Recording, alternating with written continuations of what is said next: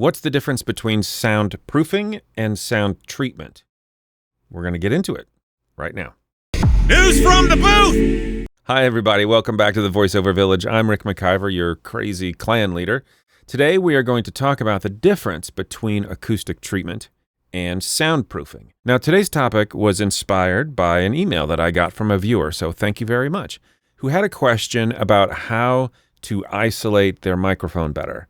They have a situation where they're in an environment that's up on a second floor and there's windows nearby and all that kind of stuff. And they reached out to me because they've been watching the videos and see the sound panels on the wall and wanted to know all about that. So I thought, I'll make a quick video about it. There are some amazing people in the world who spend a lot of time studying acoustic environments. I'm not one of them. They have master's degrees in how audio reflects and how to disperse audio and absorb audio and how much, that's not me. However, I have spent a long time doing this, so I do know what works for me, and so that's kind of what I'm going to share with you. So first, we have to understand the difference between acoustic treatment and sound isolation or soundproofing. I hesitate to use the words soundproofing because you can't really. And the reason is because of air. You can only really soundproof something if there is no air, because then the sound waves have nothing to travel through. We are going to isolate. So let's get rid of that soundproofing word altogether. So I'm going to use the terms sound isolation and acoustic treatment. Acoustic treatment is what you see going on in this room. This is my control room. This is where I edit video. This is where I edit audio. This is not my primary recording environment. I didn't need the space to be completely dead. So what does that mean? We'll get there. Stay with me.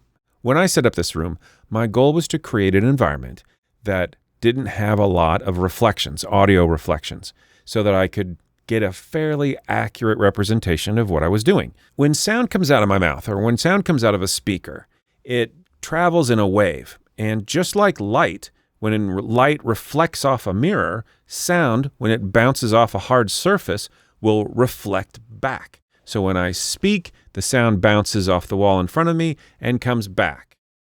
You with me so far? Good. My goal in this space is to bring down that reflection of sound coming back at me. And so the way I do that is through these sound panels that you see behind me. I created, these are Owens Corning 703 sound panels that I can hang on the wall. And I created these so that when the sound traveled that direction, it would get absorbed and wouldn't reflect as much back to me.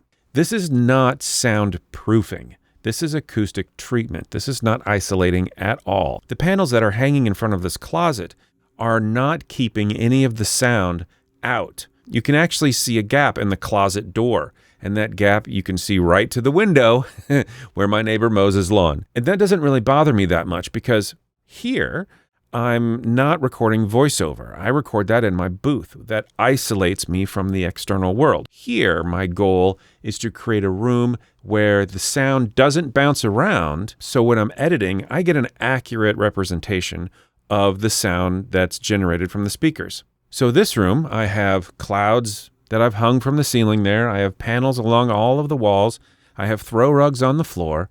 And that creates an environment where the sound doesn't bounce around a whole lot. But it's not completely dead. And it's not designed to keep sound of my neighbor mowing his lawn out of this room. When I record voiceovers, I go into my whisper room.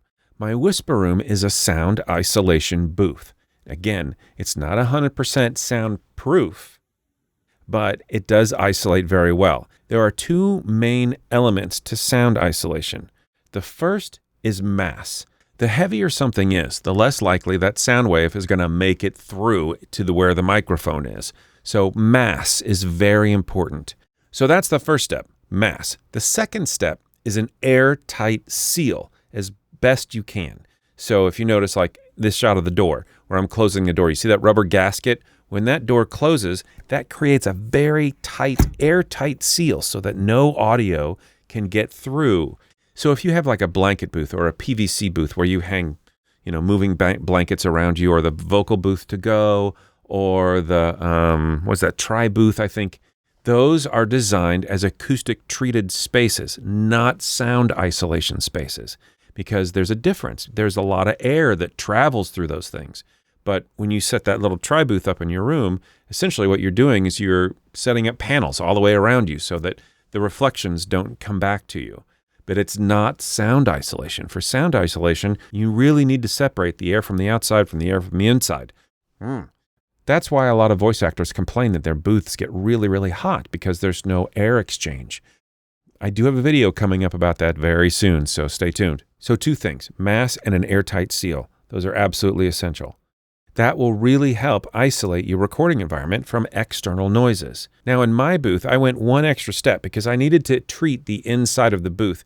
If you don't treat the inside of your booth, you still get that kind of boxy reverb sound. It keeps the outside noise out, but inside it still sounds like you're talking in a tin can, because you kind of are. So I put more Owens Corning and Rockwool all around all of the walls. But I did it in a way where they're butt up right next to each other. See that? How they're really tight and close to each other. Because those panels are so close to each other and tight to each other, it actually creates another layer of mass that isolates from the outside in addition to treating the inside. All that Owens Corning 703, all that Rockwool that's in there is as tight as I could get it to help with the isolation, because every little bit helps. So if you still have questions about this, I would encourage you to reach out to an expert. The 2 that come up right away are George Whittam and Tim Tippett. I've worked with both of them, and they really know their stuff. If you want to know a little bit more personally and understand this whole process a little bit more, I recommend this book. This is called The Home Recording Studio. Is it in focus? No, I'll make it in focus. The Home Recording Studio by Rod Gervais. It is such a good book. It might be a little overkill because it's like recording a full-on recording studio, but the principles that are in here are phenomenal. How to isolate your environment so that you don't get transient noise, how to create panels, different graphs that look very scientific. This book is fantastic, especially chapters 9 and 10. I learned so much. I had to read the thing like 4 or 5 times to really get it. But after I did, I was like, oh, that makes so much sense. There's just so much good stuff in here. I highly recommend it. I hope this video has been helpful. If it has, consider leaving me a like. I would really appreciate it. It would let me know that this is the kind of content that you want to see, and I'll make more of it. Speaking of more, if you want to watch more videos all about voiceover and YouTube and technology and all that fun stuff, check these out. I really appreciate you watching. I hope it's been helpful. Until next time.